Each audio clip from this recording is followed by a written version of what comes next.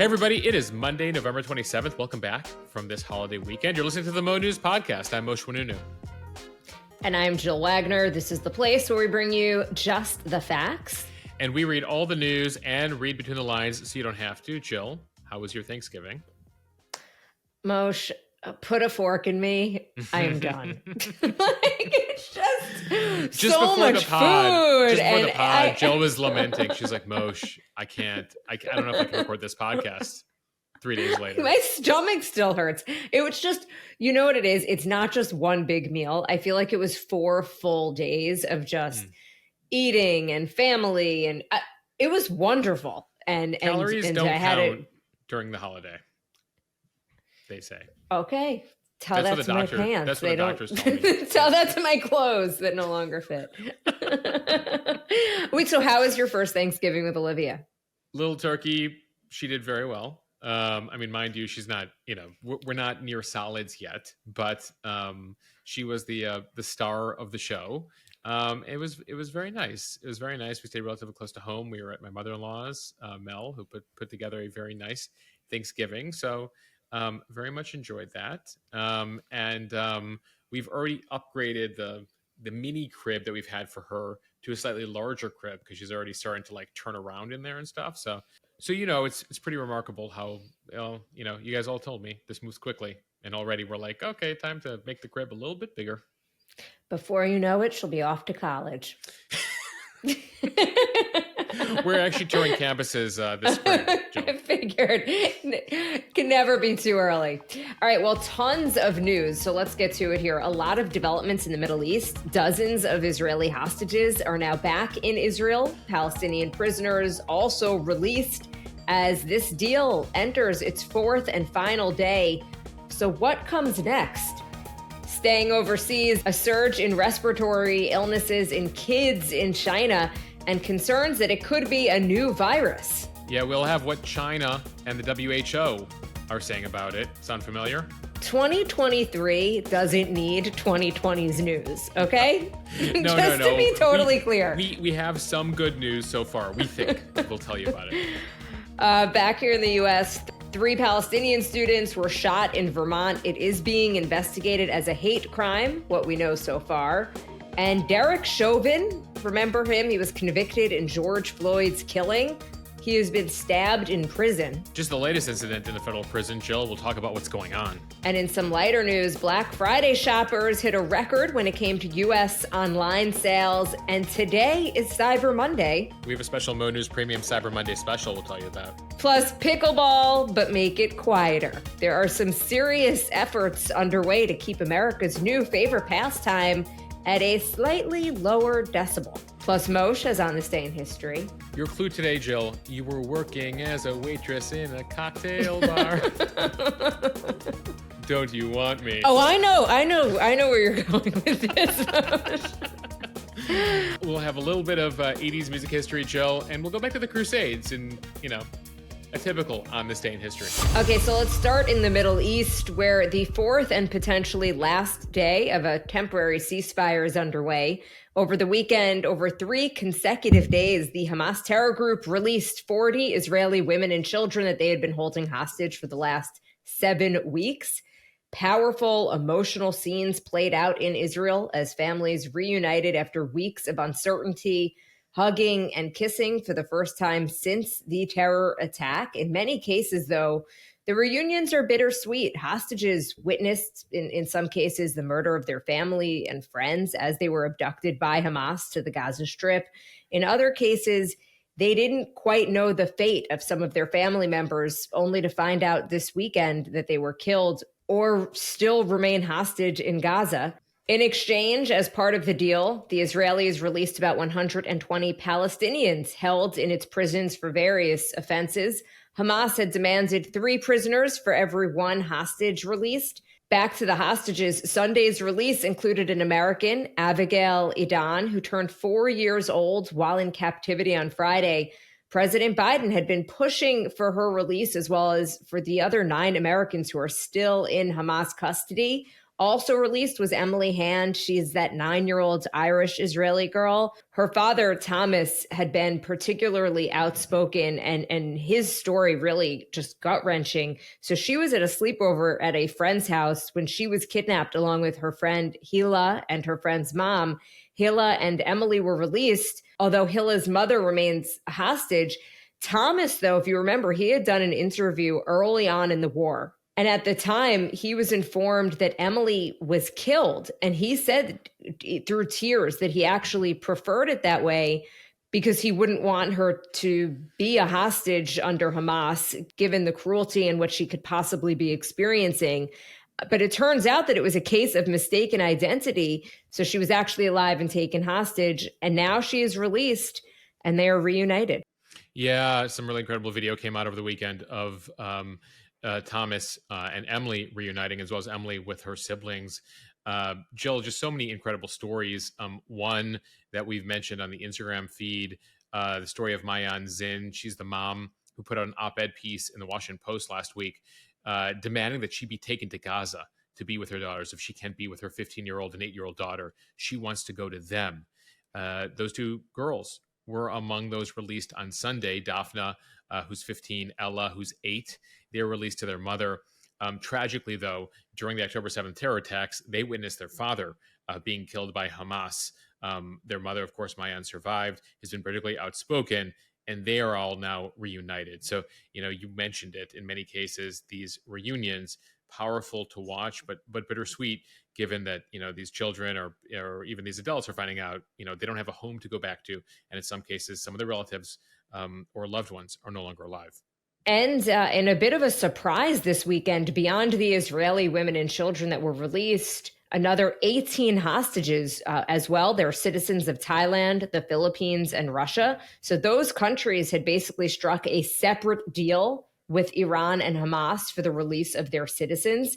And we're still unclear as to what the deal was, what Russia, the Philippines, and Thailand have promised Hamas or Iran, but they were able to get many of their folks released, though a number of Thai citizens do remain hostage.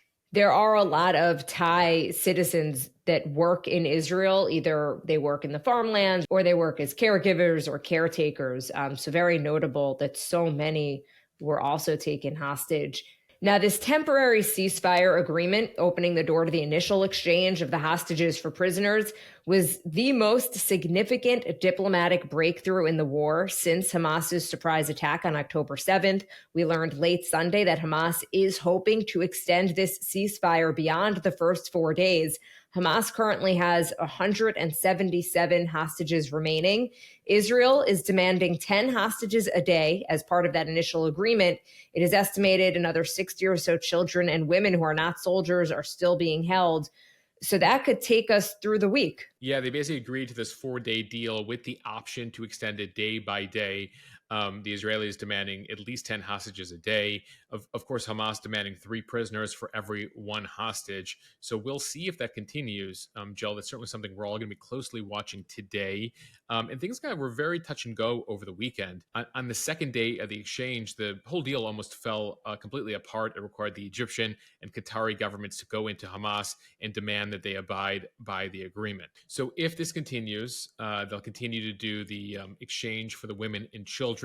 They would need a separate deal for the estimated 116 men, both civilians and soldiers, currently being held by Hamas.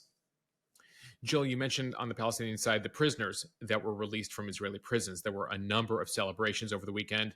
These prisoners all come from the West Bank and Jerusalem, some of them with Israeli ID cards.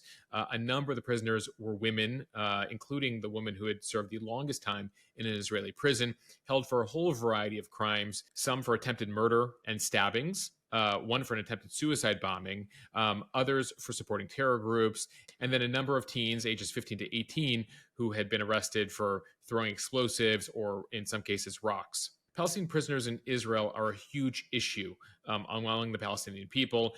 Even those implicated in some attacks, they're viewed as heroes resisting the occupation. And we shared some of the images and video that came in over the weekend of them returning basically as heroes in the West Bank and Jerusalem. The Israeli authorities had tried to tell them not to celebrate. Those celebrations continued in many cases with the flags of Hamas, with the flags of Hezbollah, and some of these freed prisoners doing interviews saying, thank God for Hamas, appreciate all of you guys in Gaza who were able to, through being martyrs yourself, be a you were able to get us out of prison. So there are some questions here as to the radicalization of some of these people and whether they're going to continue to face issues with some of the folks they've released from prison. Keep in mind, Yahya Sinwar, the head of Hamas in Gaza, was in a prisoner exchange just over 10 years ago for an Israeli soldier. He was released from an Israeli prison. Of course, he would go on to then run Hamas in Gaza and be the mastermind of the October 7th attacks. At the same time, there are questions about some of those being held in Israeli prisons without being put on trial. And that's been a huge controversy as well among the Palestinians, accusing the Israelis of detaining people, of holding, in some cases, hundreds of people without ever putting them on trial. Jill, we did get a question about a rock throwing. People surprised that a bunch of the released prisoners, Palestinian prisoners, had been serving prison time for rock throwing. Keep in mind that the Israeli government has up to a 20-year sentence for rock throwing in a number of cases. We're talking about large boulders. In a number of cases, more than a dozen Israelis have died from rocks either being thrown on their windshields or thrown at their cars. A number of people injured in years, stones thrown over overpasses, etc. So the Israeli parliament several years ago passed larger sentencing. So the Israeli parliament several years ago passed increased sentencing for rock throwing, though Palestinian rights groups believe that the punishment here does not fit the crime. They believe that rock throwing is part of civil disobedience. And I'm not sure how many people were able to get to our special podcast. We put it out late Wednesday, just before the holiday. My interview with Khalil Sayeg, he's a Palestinian from Gaza.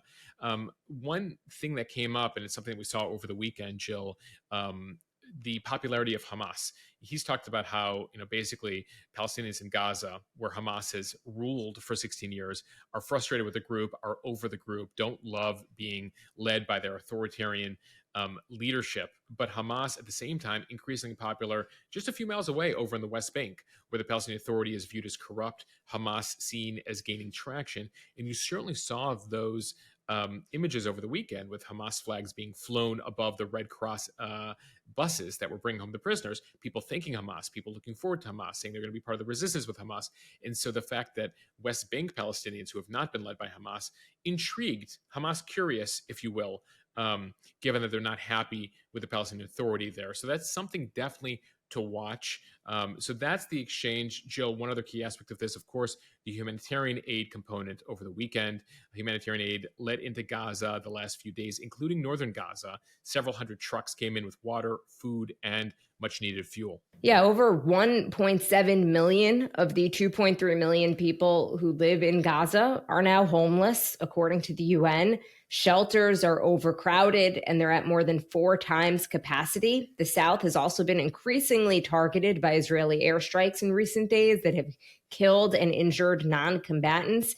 As Israel has been turning its attention to Hamas targets in the South, thousands headed north to check out their homes over the weekend to see what they could salvage, even though Israel had basically warned them not to go back to the war zone, going as far as dropping leaflets. There was a shooting incident where 2 Palestinians were killed, several injured, believed to be shot by the Israeli military after they had warned Palestinians not to cross back into the north. Though ultimately, many did try to go home. Jill, in northern Gaza right now, nearly half the buildings have been destroyed. In many cases, the people saying they want to salvage belongings, they want to look for loved ones who might have been buried under the rubble. Just horrific images coming out of Gaza, and big questions here as to what will unfold now after a nearly 50-day war and now a 4-day pause in the war. What happens next? The Israeli Prime Minister over the weekend popped into Gaza to visit Israeli troops. He said that Israel will return with full force to destroy Hamas. The big question is, when does that happen? And how does that happen, given the amount of pressure Israel is facing, the Israeli government is facing, to get all the hostages home and continue this exchange, and the fact that Hamas clearly here wants to extend the ceasefire, looking to reset themselves after 50 days of war. Many of their communications have been brought down. Several thousand Hamas terrorists and commanders have been killed in this initial phase of the war. So they're looking for a reset here to figure out their next step. The big question is, given the amount of destruction we've seen in northern Gaza, is there pressure from the U.S. on Israel not to start the war again? Certainly Biden is facing pressure domestically on that front. But of course, Israel says, their plan is to ensure Hamas is no longer in power, to secure Israel again, ensure that attacks cannot emanate from Gaza, and then, of course, to bring home the hostages. And some of those are sort of in conflict with each other right now. One thing I'm watching for in the coming days, given the lack of popularity of Hamas among Arab countries, is will there be a come to Jesus moment where the Arab countries basically tell Hamas, like, hand over the keys, you're done ruling here, and in exchange, Israel will say, we won't assassinate your leaders, or we won't continue this war. Basically, Hamas, you are causing so much damage to Gaza. Look what Israel has already done. You're done here. And ultimately, you may live to fight another day, but you can no longer rule Gaza. Something similar happened in the 1980s and the early 80s in Lebanon. The PLO at the time basically was given a deal. The Israelis allowed the Palestinian leadership to escape Beirut after causing a multi-year civil war there, an Israeli invasion, etc. And there was a deal, basically, like, you guys can get on a boat and leave and go somewhere else. You just can't be here anymore. And so will there be some sort of intervention there with Hamas? Would Hamas even abide by that? That is unclear at this point. But will there be some sort of deal that prevents Israel from having to continue the war and have to deal with the South, where right now there's a lot of Hamas leadership in the South, a lot of Hamas infrastructure in the South. But Jill, you have 1.7 million displaced Palestinians, and the North is basically completely, and much of the North is destroyed. They don't have any place to go. So the humanitarian issue will only get worse if this war moves to the South, which is what is expected at the end of whenever this temporary ceasefire is. So you're saying that somebody, preferably in the Arab world, would have to say to Hamas, you could check out anytime, you just can't stay here. I mean, effectively, it's the Qataris and the Egyptians, who, by the way, intervened on Saturday to keep the deal going, who are sort of the adults in the room when it comes to Hamas, being like, guys, this is what we need you to do.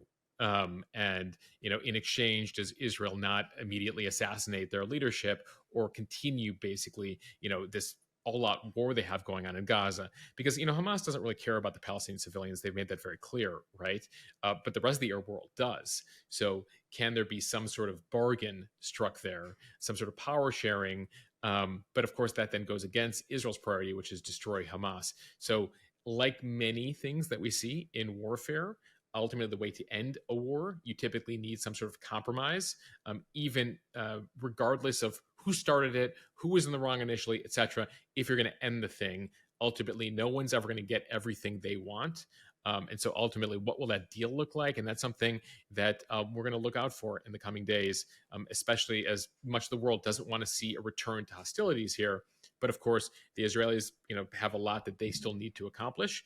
And Hamas continues in its social media to claim it's victorious and will continue to be victorious, however they define it. Okay, time now for the speed read from the Associated Press. We start with this medical mystery in China that has been raising concerns in recent days. A surge in respiratory illnesses among kids that is filling hospitals across China is drawing the attention of the World Health Organization. The WHO last week formally requested that China provide information about a potentially worrying spike in illnesses and clusters of pneumonia in children. Moshe, it's like deja vu all over again.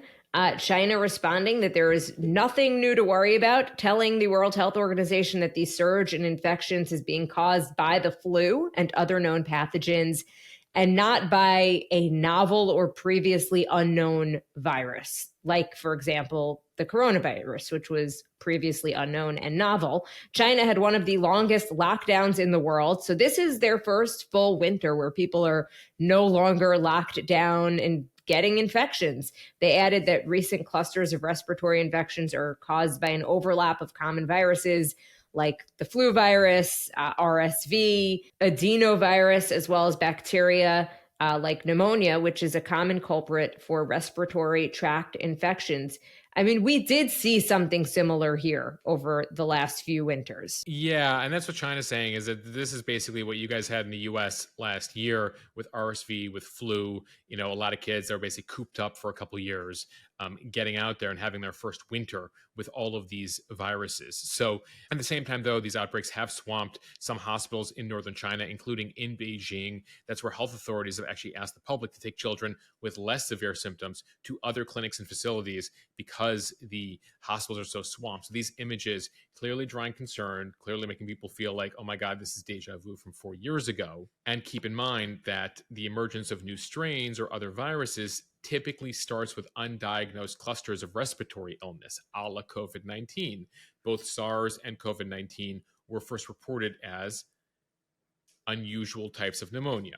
So that's why for many people, oh my God, this is China, unusual pneumonia, hospitals are swamped. What are we looking at here? So the World Health Organization, unlike last time, clearly trying to be much more on top of it, though they have received their share of criticism for their lack of transparency, for the lack of pushing on China. China received its much deserved criticism for how it's dealt with SARS, how it dealt with COVID, where basically it didn't tell the world and basically lied to the world about what they were seeing. Now, based on the data they're sharing with the WHO, and we're going to continue to monitor this, the WHO says this is all about the immunity gap. Again, what we're talking about, what we saw last year in the US, what we're seeing in China now, basically people cooped up, kids are now out, they're getting the virus for the first time in now 4 years in China. And so that's why we're seeing what we're seeing.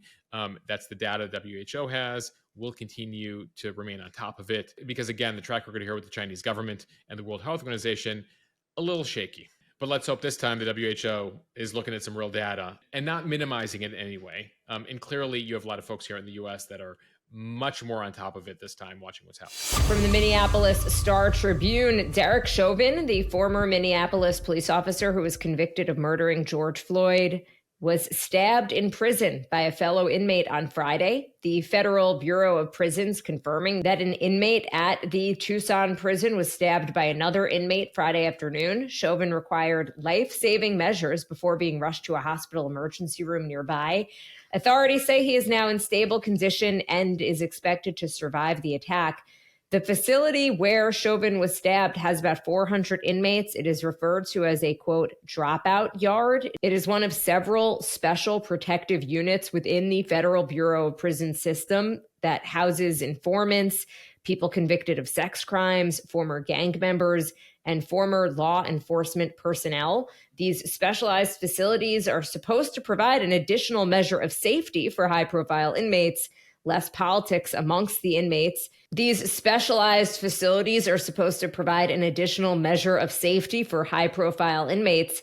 In turn, such inmates tend to avoid conflicts and disciplinary infractions prevalent in the wider prison population for fear of losing their protected status. Yeah, so dropout yards apparently like where you go if you've done something particularly bad, if you're notable. Again, sex crimes, you know, people who typically are not treated well in the overall prison system, and they all come with baggage. So the idea is there's less politics among the prisoners.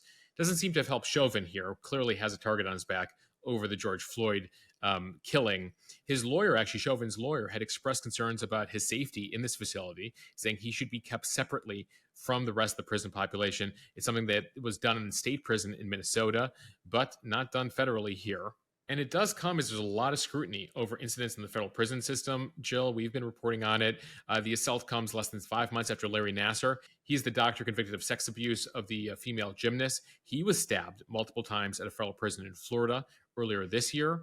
By the way, the prison he's at is also another one of those so-called dropout yards. It follows the release of a major Justice Department report detailing incompetence and mismanagement at federal prisons that have led to a number of deaths in recent years. Just a lack of staffing, underfunding, overcrowding, lack of an appropriate number of prison guards. In many cases, the cooks and the bus drivers having to act as prison guards in some of these federal facilities. And it does come, Jill, as there's been some deaths in federal prison recently. Whitey Bulger, the infamous Boston gangster, he was killed in prison. You then had sex trafficker Jeffrey Epstein committing suicide in prison. But a lot of sketchiness around that. Every time I report on that, Jill, people are like, come on, Moshe. I'm like, well, you prove it to me otherwise. That's what we know officially, folks, about Jeffrey Epstein. And then, of course, earlier this year, you had the Unabomber Ted Kaczynski commit suicide in a federal prison medical center. So a lot of questions over the state of our federal prison system, given that these incidents just keep happening. I'm still stuck on the fact that cooks and drivers are acting as prison guards. That's crazy. That's how short-staffed our federal prisons are right now. So not surprised that some of these incidents keep happening. All right, from NBC News, police and federal agents searched on Sunday for a gunman who shot and wounded 3 male college students of Palestinian descent in Burlington, Vermont. Authorities are investigating the shooting as a likely hate crime. A man with a pistol shot the 3 victims on the street near the University of Vermont on Saturday evening and then ran away. 2 of the victims are U.S. citizens. The third is a legal U.S. resident. They're all 20 years old. At the time of the attack, 2 of the men were wearing a keffiyeh, which is that traditional black and white checkered scarf associated with the Palestinian cause. The victims were reported to have been speaking Arabic as well when they were attacked. Police say the gunman opened fire on the 3 men after he began to shout at and harass them, and they say that he then fired 4 shots. The families ID'd the victims as one Hisham Awartani. He's a student at Brown University. There's also Kinan Abdelhamid. He's a student at Haverford College in Pennsylvania. And Tassin Ahmed, he is a student over at Trinity College in Connecticut. All 3 of them are graduates of the Ramallah Friends School. That's a secondary school in the West Bank. That's where they knew each other from. 2 of the students were visiting the home of the 3rd student in Burlington, Vermont over the Thanksgiving holiday. As of Sunday, all 3 were in medical care, 2 with gunshot wounds to the torso, one who was shot in the lower extremities. 2 are now stable. 1 sustained much more serious injuries, and they'll continue to monitor the condition.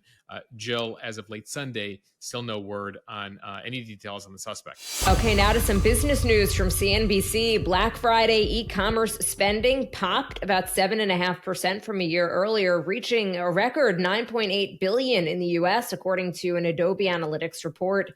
$5.3 billion of the online sales came from mobile shopping. The best-selling categories of Black Friday were electronics like smartwatches and televisions, along with toys and gaming. Adobe expects the spending strength to hold over the weekend and through Cyber Monday today, with the biggest bargains still ahead. The report forecasts that online shoppers spent roughly $10 billion over the course of Saturday and Sunday, and will spend a record $12 billion on Cyber Monday. Get rolling, folks. The day is young, depending on when you're listening to us.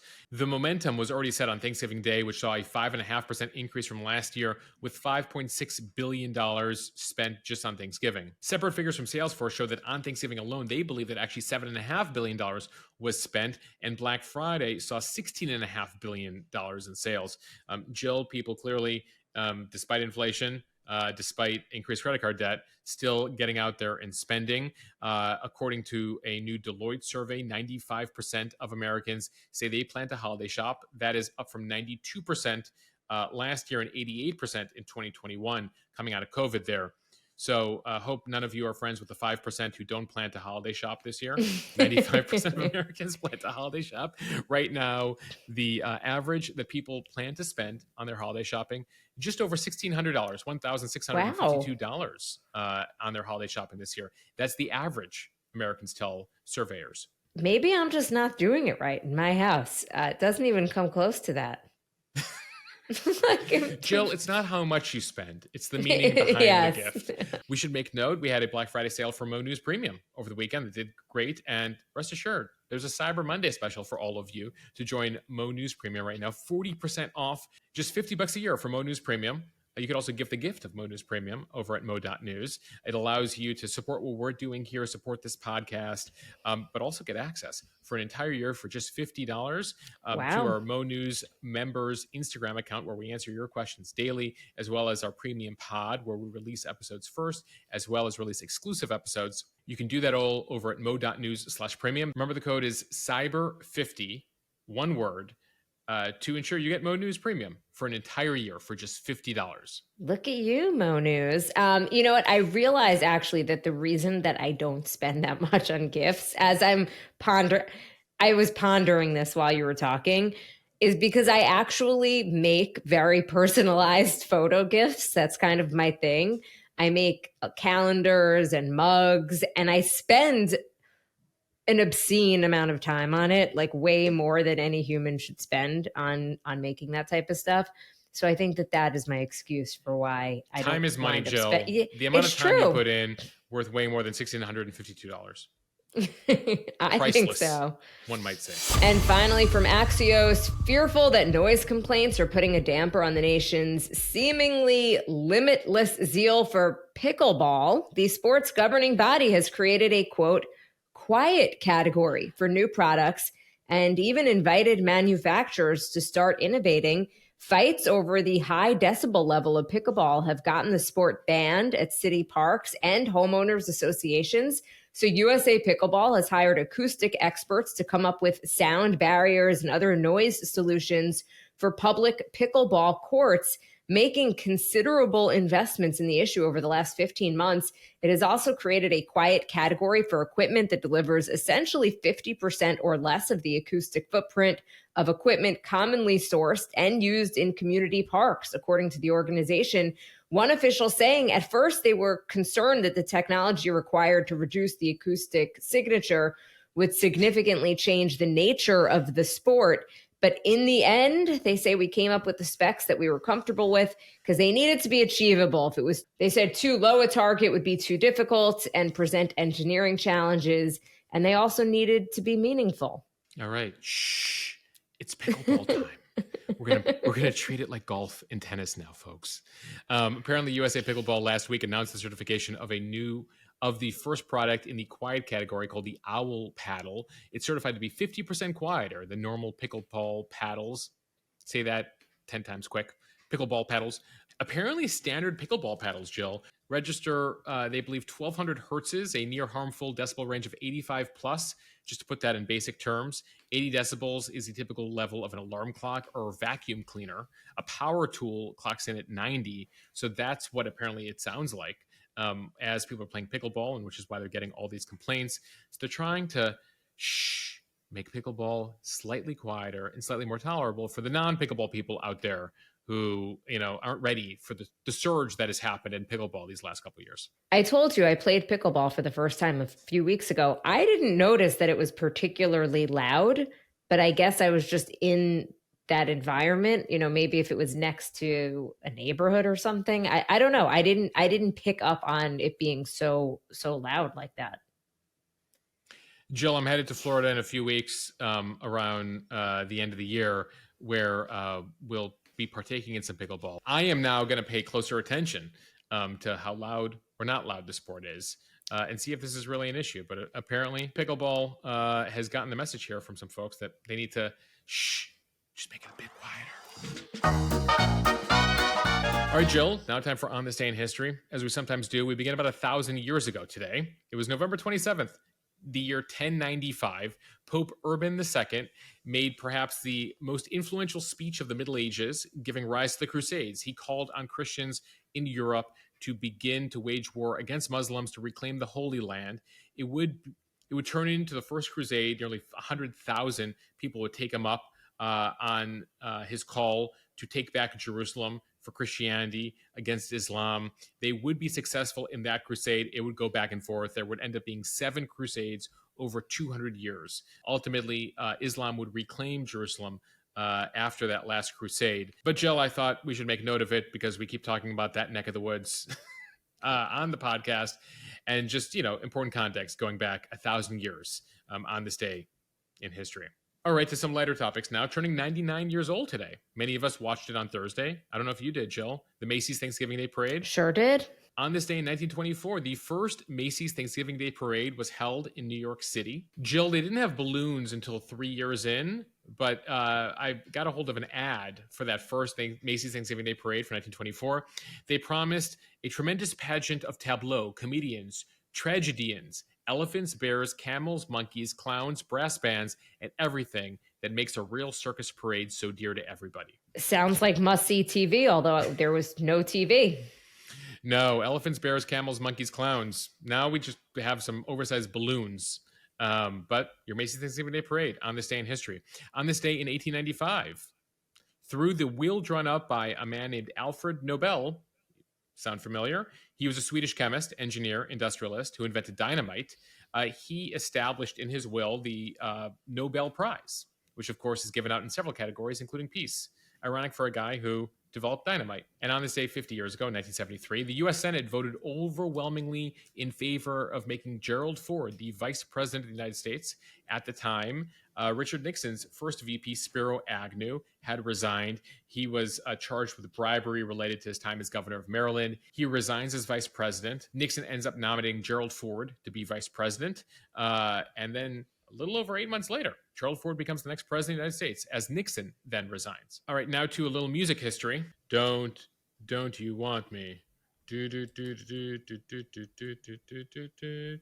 Jill, that of course is Don't You Want Me by the Human League, as we mentioned at the top of the pod. So this is probably going to be an unpopular opinion, but do you remember when I said I didn't love 80s music? Yes. This is like the genre of 80s music that I don't like. There's something about it that's like nails on a chalkboard. Sorry to subject you so to thanks for podcast. that. Now it's in my head, Moj, and you've ruined my Monday after this holiday. All right, and finally, now to another song that some people might get mad at us for putting in their heads for the rest of the day. Let it go, let it go. Turning 10 years old today, Jill. Frozen. Came out in theaters on this day in 2013. Moshe, I think that you will find as a girl dad, of all of the things that you are going to be forced to watch, Frozen, not bad. Actually, the music is really good. There's a lot of character development. I am a big fan of Frozen. Frozen 2, a little confusing. Too, right? Yeah, Frozen 2, even I have a hard time following it, but I'm a big fan of, I'd say, of the whole franchise. So the writers really mailed it in on the sequel there, huh? Like most sequels, they probably didn't need to get made, and it felt like they just didn't know what to do. So it felt like it jumped the shark a bit. All right, stay tuned for my review of Frozen when we allow young Olivia to have some screen time in the coming years. Oh, it will be sooner than you think. Okay, thank you everybody for listening to the Mo News podcast. If you like what you hear, please share this with your friends. It will help us grow. Follow us and subscribe so you don't miss an episode, and review us in the App Store. And thanks to all of you who've joined Mo News Premium. Again, we have a special deal today, Cyber 50, for just $50 to join Mo News Premium for the year, access to all of our extra platforms, and of course, support our independent journalism, support what we're doing here on our main platforms as well. So appreciate all of you who consider joining. The code is Cyber 50. Head over to mo.news/premium to join today. Bye, everybody. Later.